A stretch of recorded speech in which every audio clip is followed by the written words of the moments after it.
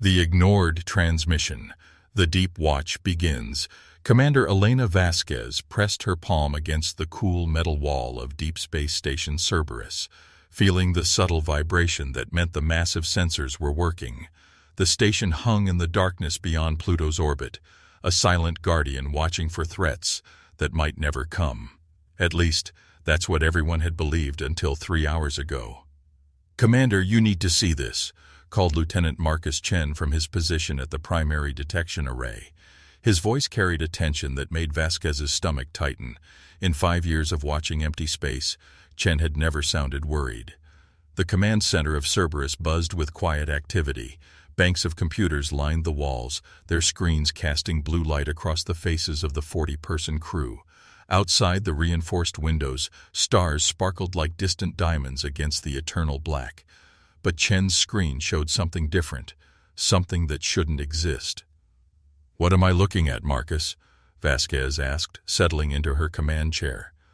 The display showed a tactical overview of the outer solar system, with dozens of red dots moving in perfect formation toward the sun. "Contact first appeared 18 hours ago, beyond our normal sensor range," Chen explained, his fingers dancing across his control panel. Initial readings suggested it was an asteroid field, but the movement pattern was too regular, too organized. I ran extended analysis, and the results are impossible to ignore. The display zoomed in, revealing details that made Vasquez's breath catch. The red dots weren't asteroids. They were ships, massive vessels arranged in a military formation that stretched across millions of kilometers of space. Each individual craft was larger than anything humanity had ever built. "How many?" Vasquez asked quietly. 2,437 capital ships. Unknown number of smaller escorts. Mass estimates suggest some of their largest vessels are over 20 kilometers long. Chen's voice remained steady, but his hands shook slightly as he worked. "Commander, these aren't human ships. The energy signatures are completely alien." The moment everything changed, Dr. Sarah Kim, the station's senior xenobiologist, looked up from her analysis console. "Elena, if Marcus is right about the size of this fleet, we're looking at a civilization with technology far beyond ours. The energy required to move ships that large across interstellar distances would require power sources we can't even imagine." Vasquez felt the weight of command settling on her shoulders. Cerberus had been built as humanity's early warning system, designed to detect incoming threats and alert Earth's defenses. But the planners had always assumed they'd have weeks or months to prepare. This alien fleet would reach the outer planets in less than 5 days. "Communications, establish contact with Earth Command," Vasquez ordered. "Priority Alpha transmission. Tell them we have first contact, and it's not friendly." As her crew worked frantically around her, Vasquez studied the tactical display. The alien fleet moved with purpose and discipline that spoke of military experience. These weren't explorers or traders. They were conquerors, and they were heading straight for humanity's home system. The response from Earth came within 2 hours. Admiral James Morrison's face appeared on the main screen, his weathered features grim with understanding. Behind him, Vasquez could see the controlled chaos of Earth's military command center. "Elena, confirm your readings," Morrison said without preamble. "Are we looking at an invasion fleet?" "Confirmed, Admiral. Formation analysis suggests a full-scale military operation. Their approach vector will take them past all outer system installations. If they maintain current speed, they'll reach Mars orbit in 8 days. Morrison nodded slowly. "We're implementing Protocol 7 immediately. All colonies are being evacuated to designated safe zones. Elena, I need you to attempt first contact. See if we can resolve this diplomatically before shooting starts." The warning that fell on deaf ears. Vasquez spent the next 12 hours crafting humanity's first message to an alien civilization. Working with the station's linguistic AI, she created a transmission in 17 different mathematical languages, hoping at least one would be understood. The message was simple but clear. Humanity claimed the Sol system as sovereign territory and wished to establish peaceful relations. The response came faster than expected. When the alien transmission began playing through Cerberus's speakers, the command center fell silent. The voice that emerged was harsh, mechanical, clearly generated by some form of translation device. Primitive carbon-based life forms of the third planet, you are addressing the Kethmoran Empire, rulers of 47 star systems and conquerors of 1,000 worlds. Your pathetic species has been evaluated and found suitable for labor purposes. Prepare for processing. Resistance is futile and will result in immediate termination. The transmission ended, leaving the crew staring at each other in shock. Dr. Kim Wei is the first to speak. They didn't even acknowledge our territorial claim. To them, we're not a civilization to negotiate with. We're just another resource to be harvested. Vasquez felt anger burning in her chest. Send another message, she ordered. Make it clear that we're not defenseless animals. Tell them about our nuclear capabilities, our space technology. Make them understand they're dealing with an intelligent species. The second human transmission was more detailed, including technical specifications of Earth's most advanced weapons and a mathematical proof demonstrating human intelligence. Vasquez made the language as clear as possible. Humanity would defend itself if attacked, and the cost would be higher than the Kethmoran Empire expected. The alien response came 6 hours later, and this time it included visual components. The being that appeared on screen was obviously artificial, a mechanical construct with multiple arms and glowing red optical sensors. When it spoke, its voice carried clear amusement. Insects of Sol system, your primitive fusion weapons and chemical rockets are amusing toys. Our shields can withstand the explosion of stars. Your largest vessels are smaller than our escape pods. You speak of intelligence, but intelligence without power is meaningless. You have 24 standard periods to begin evacuation of your orbital installations. Any delay will be interpreted as hostile action. The secret humanity had kept hidden. As the alien ultimatum echoed through Cerberus, Vasquez made a decision that would change everything. She walked to her private communications console and entered a code she'd never used in 5 years of command. The screen flickered, then displayed a symbol that had been carved into stone monuments across Earth for thousands of years. Dr. Kim, Marcus, I need you both here, Vasquez called quietly. When her senior staff gathered around her station, she took a deep breath. What I'm about to show you is classified beyond anything you've ever seen. The real reason Cerberus was built wasn't just to watch for threats, it was to guard a secret. The display changed, showing survey data from across the solar system. But these weren't normal geological surveys. They showed massive artificial structures buried beneath the surfaces of dozens of asteroids and minor planets. Installations that had been hidden for millions of years, waiting for someone to discover them. 60 years ago, the deep mining operation on Ceres broke through into a chamber that shouldn't have existed, Vasquez explained. Inside, they found technology beyond anything we'd ever imagined. Power sources that tapped directly into dimensional energy, weapons that could shatter planets, construction materials stronger than anything in our periodic table. Chen's eyes widened as he studied the data. The predecessor ruins. The government always said they were just archaeological curiosities. The government lied, Vasquez said simply. The predecessors didn't just leave behind ruins. They left behind guardians. Automated systems designed to protect any species that proved worthy of their inheritance. For 60 years, we've been learning to use their technology, integrating it with our own, preparing for the day when we'd need to defend not just Earth, but everything the predecessors once protected. Dr. Kim stared at the display showing hidden installations throughout the solar system. Elena, are you saying we've been reverse engineering alien technology this entire time? Not reverse engineering, inheriting. The predecessor systems don't just respond to intelligence.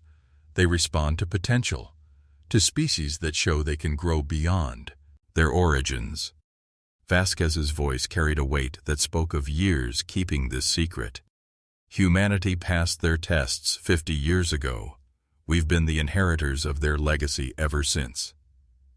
The tactical display updated, showing the true defensive capabilities of the solar system. What had appeared to be a handful of monitoring stations and research outposts were revealed as camouflaged weapons platforms of unimaginable power. The asteroid belt contained hundreds of hidden facilities. The outer planet's moons concealed installations that could project force across interstellar distances. The final warning, Vasquez composed one last message to the approaching Kethmoran fleet. This time, she didn't bother with diplomatic language or mathematical proofs. She simply told them the truth. Kethmoran Empire, this is Commander Elena Vasquez of the Sol Defense Authority. You have ignored our peaceful overtures and threatened our people with slavery and death. You believe we are primitives armed with fusion weapons and chemical rockets. You are wrong.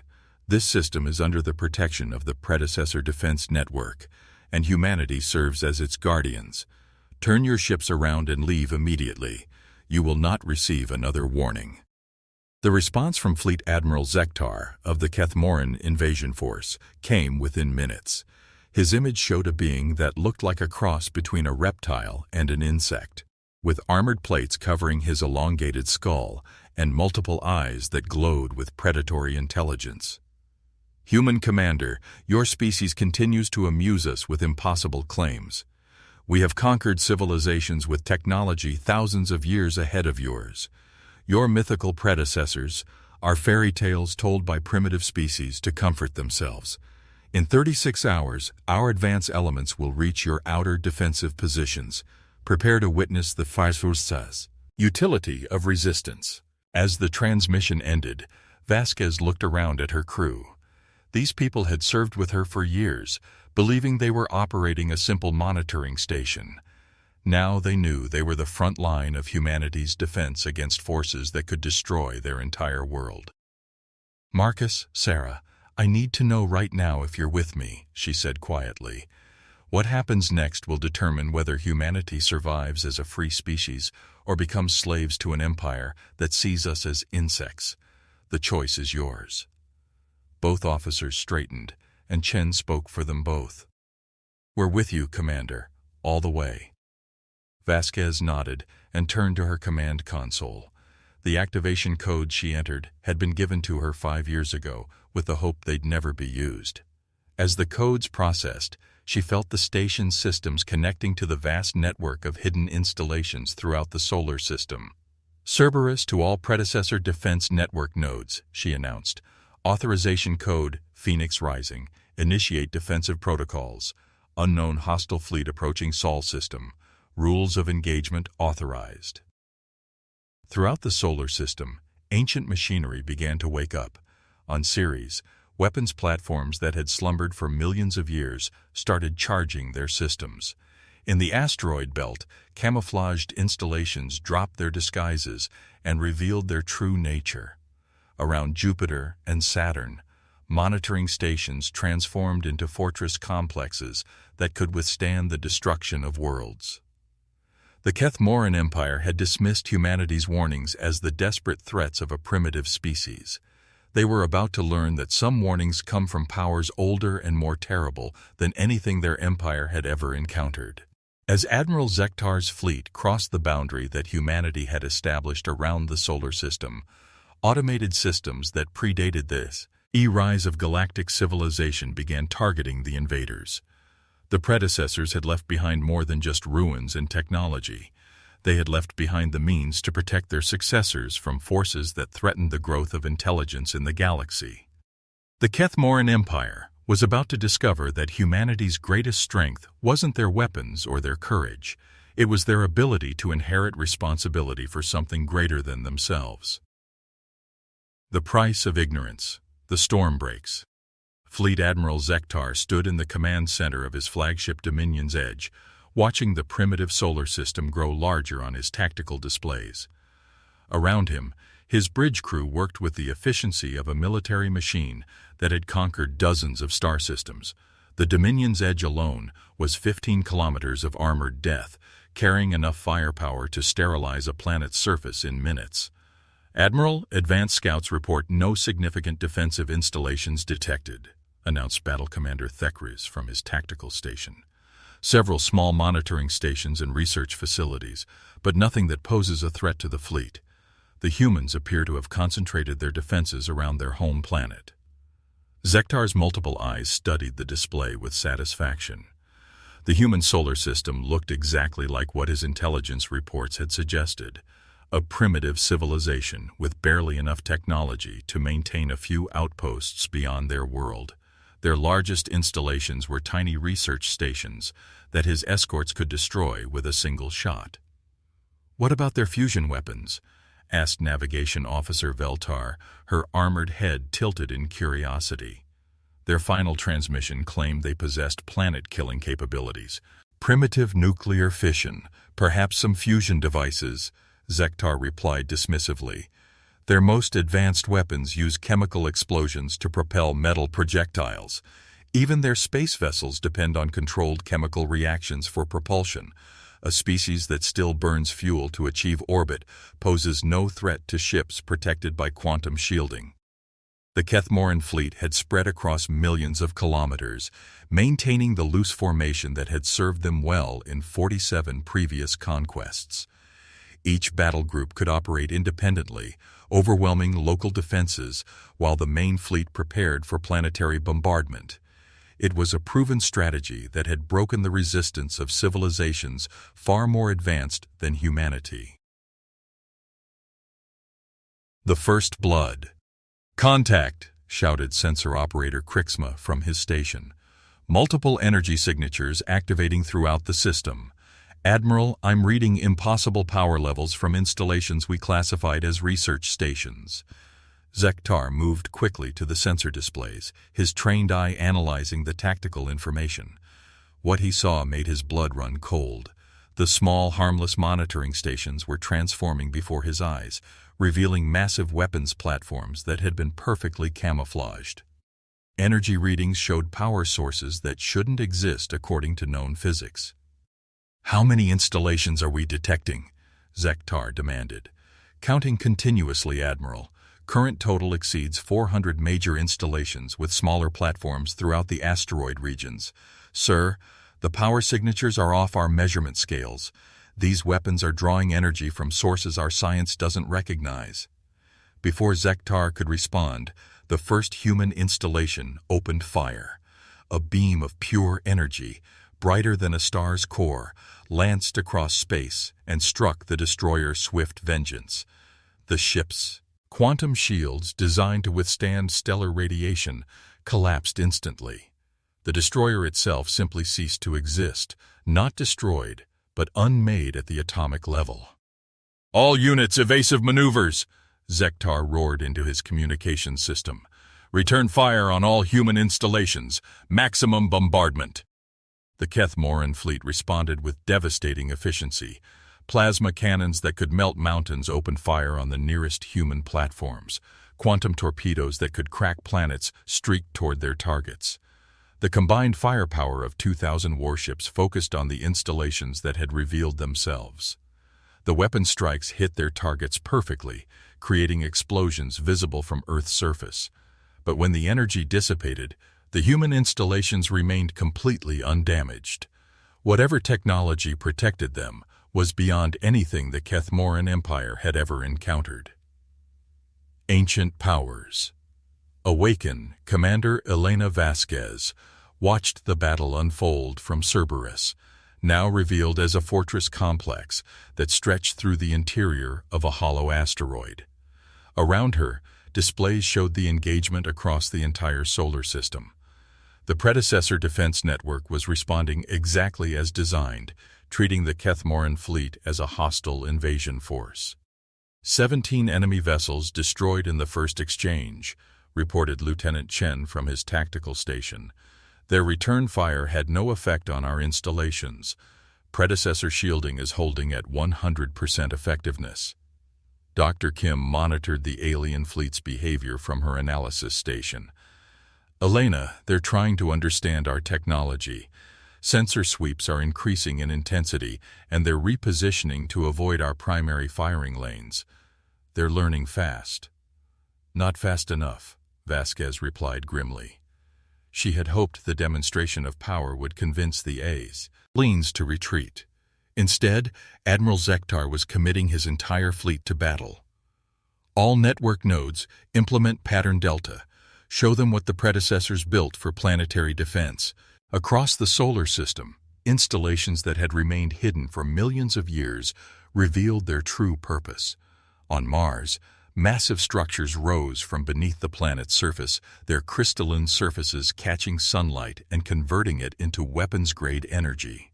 Jupiter's moon Europa split open, revealing a weapons platform larger than Earth's moon. Even tiny Pluto, at the system's edge, became the focal point for energy collectors that drew power from the cosmic background radiation itself. Fleet Admiral Zektar stared in horror as his tactical displays updated with each new revelation. The human solar system wasn't defended by primitive technology. It was protected by installations that made his most advanced ships look like children's toys.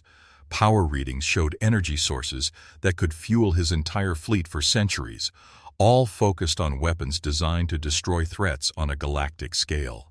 "Admiral, recommend immediate retreat," suggested Battle Commander Thekris, his voice tight with fear. "We're not fighting humans. We're fighting something that could destroy our entire civilization." The trap closes. Zektar's pride warred with his tactical judgment. The Kethmoran Empire had built its reputation on overwhelming force and absolute dominance. To retreat from a single star system would show weakness that could inspire rebellion across their entire territory. But the power being demonstrated by the human defenses was beyond anything his species had ever encountered. "Begin fighting withdrawal to hyperspace jump point," he finally ordered. "All units maintain formation and continue engaging hostile platforms. We'll regroup and return with the full Imperial fleet." But as the Kethmoran ships turned to flee, they discovered that escape wouldn't be possible. The space around them began to distort, creating gravitational anomalies that prevented hyperspeed. Asentry, the same installations that had been targeting their ships, were now generating interdiction fields that trapped the entire fleet within the solar system.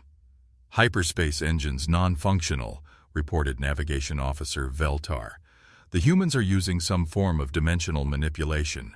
Sir, we're trapped here until those installations are destroyed." Commander Vasquez opened a communication channel to the alien flagship, her voice calm and professional. "Fleet Admiral Zektar, your ships are now within a defensive perimeter established by the predecessor defense network. Your hyperspace capabilities have been suspended to prevent you from regrouping and returning with additional forces. Surrender immediately, and your crews will be treated according to galactic standards of war." Zektar's image appeared on the human communication screen, his multiple eyes blazing with fury and desperation. "Human Commander, you cannot defeat the entire Kethmoran Empire. Even if you destroy this fleet, others will come. Our species numbers in the trillions, spread across dozens of worlds." "Admiral, you still don't understand what you're facing," Vasquez replied. "The predecessors didn't just protect individual systems. They created a network that spans this entire region of the galaxy. If your empire threatens any world under predecessor protection, the response will be immediate and overwhelming. Your choice is simple: peace or extinction." The Reckoning, as if to emphasize her point, the largest installation in the system activated for the first time. Hidden within the asteroid belt, a construct the size of a small planet began to move. It had been disguised as a collection of space rocks for millions of years, but now it revealed itself as a fortress that could project force across interstellar distances. The construct opened fire, but not on the Kethmoran fleet. Instead, its weapons reached across space to the Empire's nearest military base, 60 light-years away. The installation's targeting system had analyzed the alien ship's origin point and sent a message that arrived instantly, despite the vast distance involved. On the Kethmoran fortress world of Keth Major, automated defenses that had protected the planet for centuries simply shut down. Weapons platforms went offline, shields collapsed, and communication systems displayed a simple message in perfect Kethmoran script. The Sol system is under predecessor protection. Any future aggression will result in the complete destruction of your civilization. Fleet Admiral Zektar received confirmation of the demonstration within minutes, transmitted by his own ships through quantum entanglement communicators. The impossible had happened. A human defensive installation had somehow reached across interstellar space to neutralize his species' most heavily fortified world. "This is impossible," Zektar whispered, staring at the tactical displays that showed his trapped fleet surrounded by weapons that could destroy galaxies. "No species possesses technology this advanced. The predecessors are myths, legends told by primitive worlds." "The predecessors were real, Admiral." Dr. Kim's voice came through the communication channel as she joined the conversation. "They were the first species in this galaxy to achieve true interstellar civilization. Before they transcended physical existence, they left behind guardians to protect younger species from exactly the kind of imperial expansion your people represent." Commander Vasquez leaned forward, her expression serious but not hostile. "Admiral Zektar, I'm going to make you an offer. Surrender your fleet and accept human terms for a peace treaty. Your crews will be treated well, and eventually return to your territory. In exchange, the Kethmoran Empire will formally recognize human sovereignty and agree to non-aggression pacts with all species under predecessor protection." "And if I refuse?" Zektar asked, though he already knew the answer. "Then your fleet will be destroyed, and the predecessor network will begin systematic elimination of all Kethmoran military installations. Your empire built its power on conquering weaker civilizations. Now you face something stronger than yourself. The choice is survival or extinction." The New Galactic Order. For long minutes, the only sound on the Kethmoran flagship was the hum of failing systems and the whispered conversations of a crew facing impossible odds. Finally, Fleet Admiral Zektar straightened his armored shoulders and activated his fleet communication system. "All Kethmoran vessels, this is Admiral Zektar.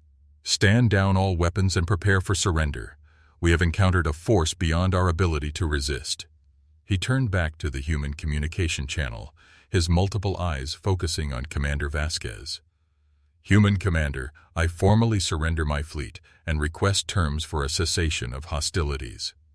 The surrender of the Kethmoran invasion fleet sent shockwaves throughout their empire and beyond. Within days, diplomatic channels that had been silent for centuries came alive as dozens of species reached out to establish contact with the humans who had tamed the predecessor technology. Commander Vasquez found herself at the center of negotiations that would reshape the balance of power across the galaxy. The Kethmoran Empire, faced with the reality of human capabilities, agreed to comprehensive peace terms that included reparations to species they had conquered and strict limitations on future military expansion. But the most significant change was the establishment of the predecessor protectorate, a defensive alliance that guaranteed protection to any civilization that met the ancient criteria for advancement. Humanity, as the inheritors and operators of the predecessor network, became the guardians of dozens of developing species. "Elena, are you ready for this?" asked Dr. Kim as they reviewed reports from across the galaxy. "We've gone from a single-planet species to galactic peacekeepers in less than a week." Vasquez stood at the observation deck of Cerberus, now revealed as one of hundreds of command centers throughout human space. Through the transparent aluminum window, she could see construction ships from a dozen species working together to build the new diplomatic station that would serve as the Protectorate's headquarters. "Sarah, 60 years ago, we found ruins buried in an asteroid and thought we were alone in the universe," she replied. "Today we're protecting civilizations across half the galaxy because we proved worthy of a trust left behind by beings we'll never meet. I think we're ready." The age of human isolation was over. The age of human responsibility had begun. and throughout the galaxy, species that had lived in fear of stronger neighbors began to look toward a small blue planet where the inheritors of ancient wisdom stood guard against the darkness between the stars. The Kethmoran Empire had learned too late that some warnings come from powers older than civilizations, and some species carry responsibilities greater than conquest. Humanity had accepted the burden of the predecessors not through force or accident, but through the simple recognition that intelligence without wisdom was meaningless, and power without purpose was destruction. In the end, the aliens hadn't just ignored humanity's warning. They had ignored the accumulated wisdom of millions of years of galactic evolution. The price they paid was the transformation of the galaxy itself, and the rise of guardians who would ensure that the strong could no longer prey upon the weak without consequence. The shadows of the predecessor network had fallen silent for eons, waiting for worthy inheritors. Now they spoke with human voices, and their message echoed across the stars. The age of conquest was over, and the age of protection had begun.